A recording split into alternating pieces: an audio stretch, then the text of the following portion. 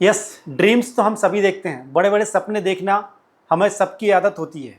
But अगर वो dreams को आपने सही से प्लान नहीं किया तो आप अचीव नहीं कर सकते, वो ड्रीम आपके सपनों में ही रह जाते हैं। जब हम बोलते हैं कि सपने देखें बड़े बड़े, बड़ा ना कुछ भी करना पड़े। सो अगर आपको बड़े ड्रीम्स को अचीव करना है तो आपको कुछ ना कुछ बड़ा करना पड़ेगा।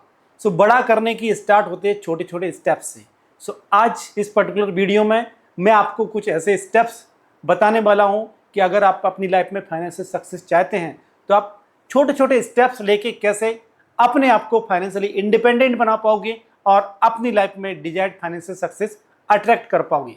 सो यहाँ इस पर्टिकुलर वीडियो में मैं आपको कुछ स्टेप्स बताऊंगा, इनको आपको फॉलो करना है and definitely it will help you. Step number 1 comes to know your current situation.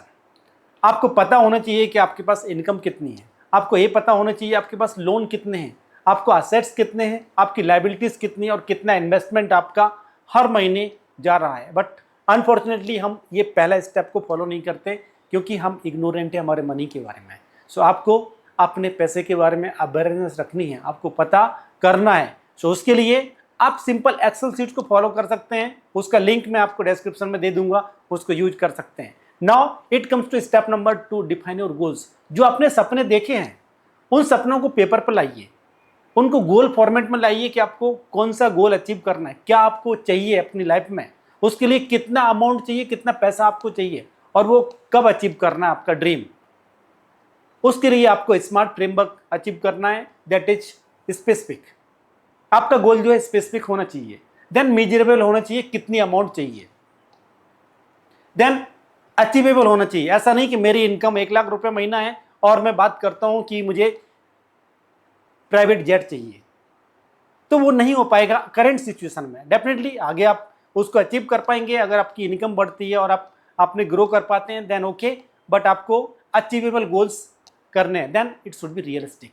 आपकी करंट सिचुएशन के अकॉर्डिंग क्या वो रियलिस्टिक है? ऐसा तो नहीं कि आप उसको बस ऐसे ही बेग गोल्स लिख दिया। Then connect with the time frame, कब आपको अचीव करना है वो टाइम फ्रेम आपको डिसाइड करना है। सो स्मार्ट गोल्स आपने डिफाइन कर लिए। Now it comes to step number 3। So जब स्टेप नंबर 3 की बात आती है तो आता है build a cash flow system. आपको कैश फ्लो सिस्टम बनाना है कि आपके पास जो पैसा आ रहा है उसको आपको सेविंग्स जो आपने की है उसको आपको रिडायरेक्ट करना आपके गोल्स के अलाइन, जिसको मैं बोलता हूँ goal based investing. Each and every goal should have separate investment और your investment should be connected with your separate goal.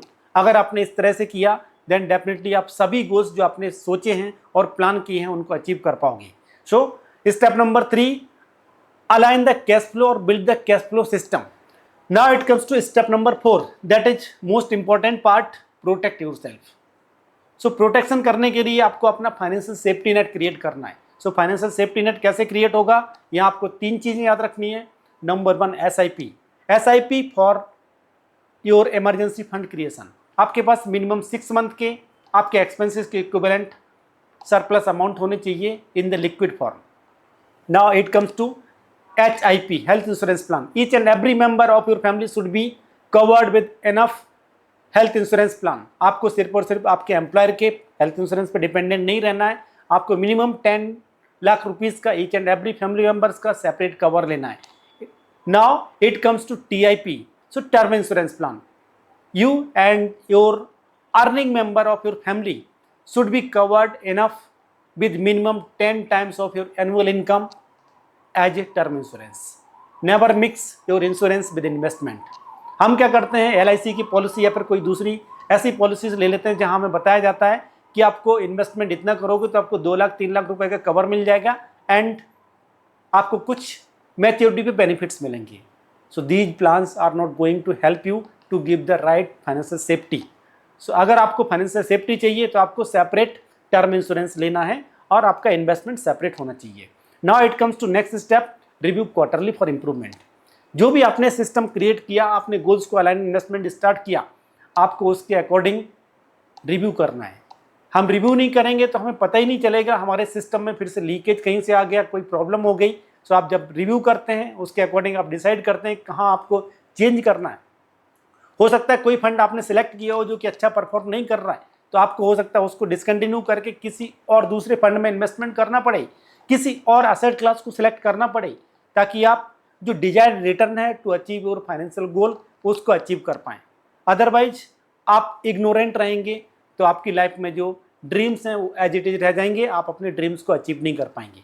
If you found this video useful, hit the like button and don't forget to subscribe this channel for such like more videos. Thank you.